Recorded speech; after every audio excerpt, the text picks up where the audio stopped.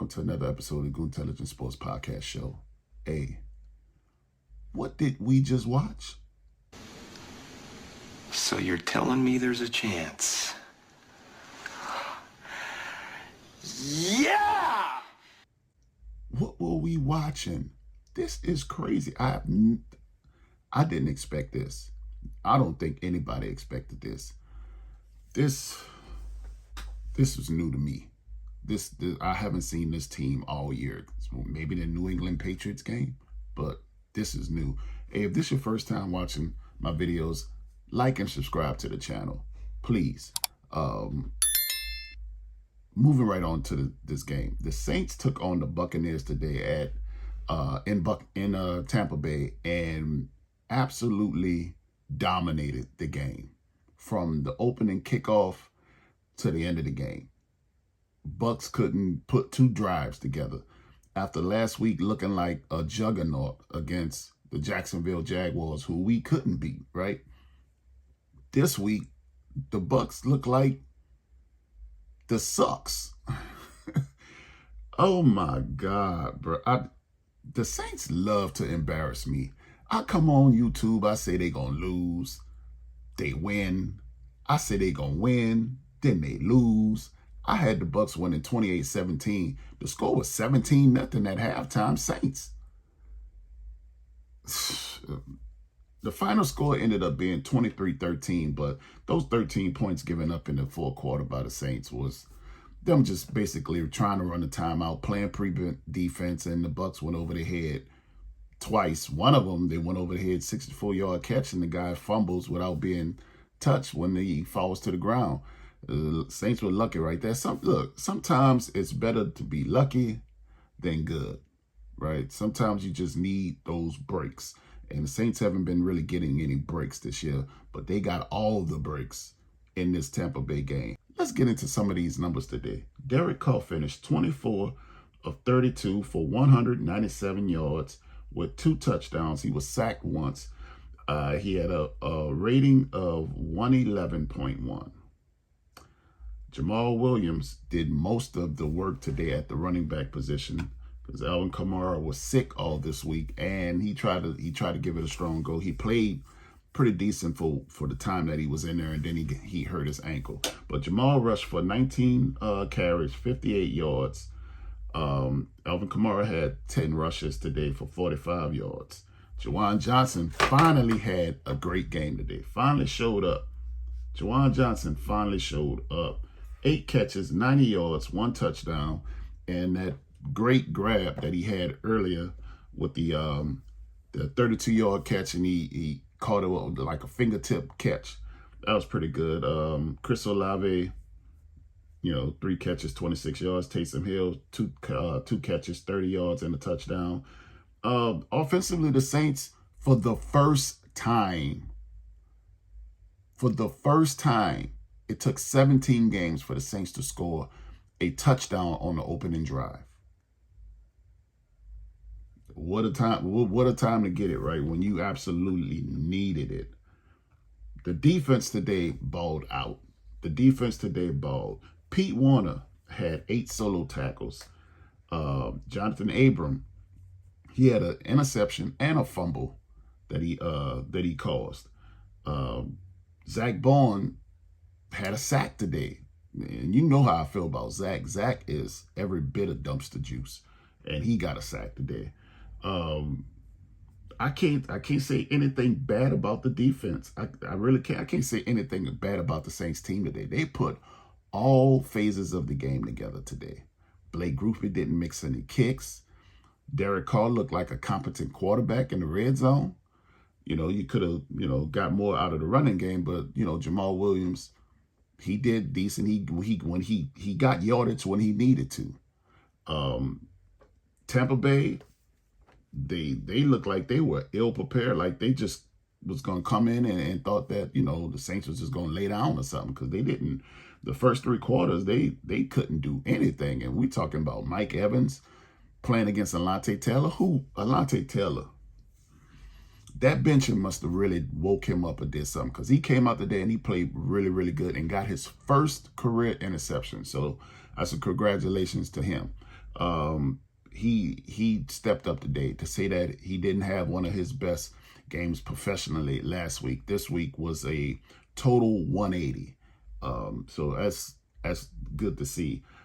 Baker Mayfield today finished 22 of 33 for 309, 2 sacks, 2 interceptions, 2 touchdowns. And like I said, those 2 touchdowns came in garbage time. The Saints were just basically trying to get the game over with. And there was nothing that they were, Buccaneers were never really a threat in that third quarter, at that fourth quarter anyway. Rashad White had a terrible day. He fumbled the ball. He also had 11 carries for 42 yards. Tampa Bay receiving didn't really do anything. Mike Evans was quiet pretty much the entire game. He had 3 catches for 70 yards. One of those was a 35-yard catch in like the second quarter, and then you didn't hear from him the rest of the game. Same with Chris Godwin. He had the touchdown catch, but, that was basically he got behind Pete Warner in that zone and was able to exploit that. Trey Palmer is the guy who kind of, Saints, I wouldn't say they had trouble with, because he only had 84 yards receiving. 54 of them came on one play, and he ended up fumbling that, right? So the Saints today just overall played good. They played like they were really trying to, like they know that their playoff chances are slim to none. And they wanted to come out and say that they belong, right? But look, sometimes it's too little too late. The Saints won today. I'm not going to bag on them. I'm not going to rag on them. I'm not going to do any of that, because they played together as a team today and they got the victory. Next week is the Atlanta Falcons. The Falcons lost today to the Bears. So I don't expect the Falcons to come in and have anything to play for next week. I fully expect the Saints to come out and try to steamroll the Falcons. That's my expectations. Now I can expect whatever I want. That don't mean I'm gonna get it, right? So, and we've seen where the Saints, they got it right here it's right here, and they dropped the ball or whatever. So we'll see. But the Buccaneers still have a chance to win the division. All the Bucs have to do is win next week against Carolina. That's it. And they win the division.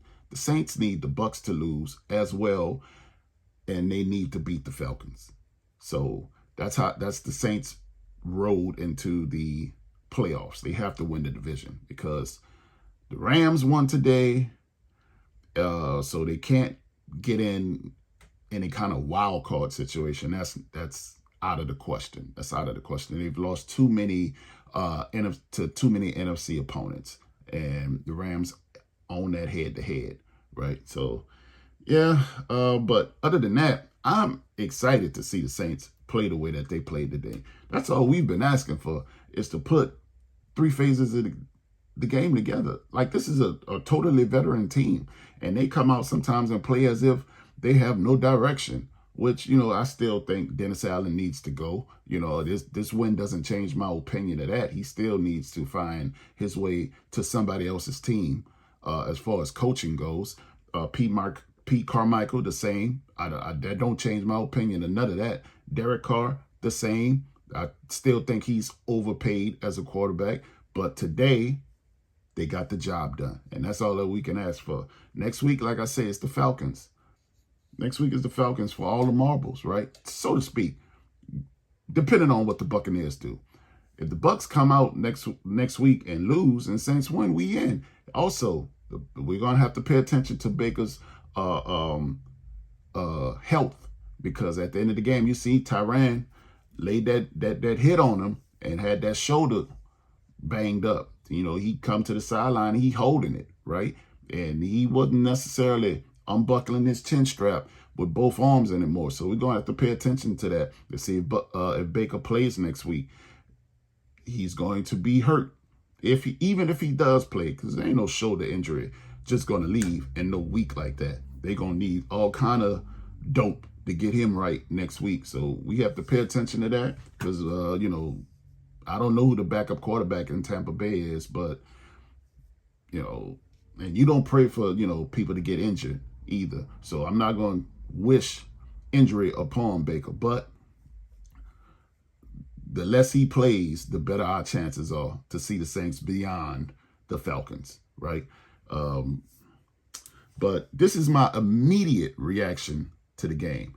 Y'all let me know if y'all like these type of videos, the immediate reaction to these football games. And we only got one more to immediately react to with the Falcons, but that's fine, you know. But like I said, I had the Saints losing today. They won today. And like I told you at the end of my last video on my prediction, I always want the Saints to win.